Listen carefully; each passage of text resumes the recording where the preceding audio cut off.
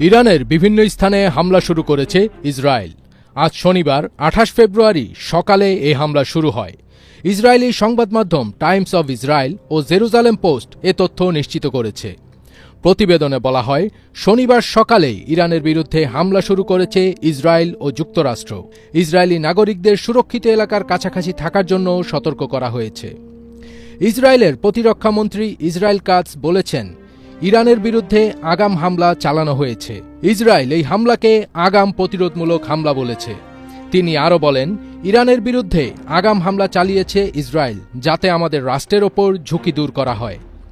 এদিকে ইসরায়েলের বিভিন্ন স্থানে সাইরেন বাজতে শুরু করেছে। ইসরায়েলি প্রতিরক্ষা বাহিনী সাধারণ মানুষকে বোমা আশ্রয়কেন্দ্রের কাছাকাছি থাকার জন্য সতর্ক করেছেন।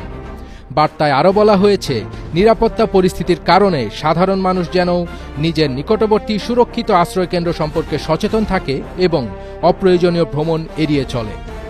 এর আগে ইরান ইস্যুতে আলোচনা নিয়ে অসন্তোষ প্রকাশ করেছেন মার্কিন প্রেসিডেন্ট ডোনাল্ড ট্রাম্প।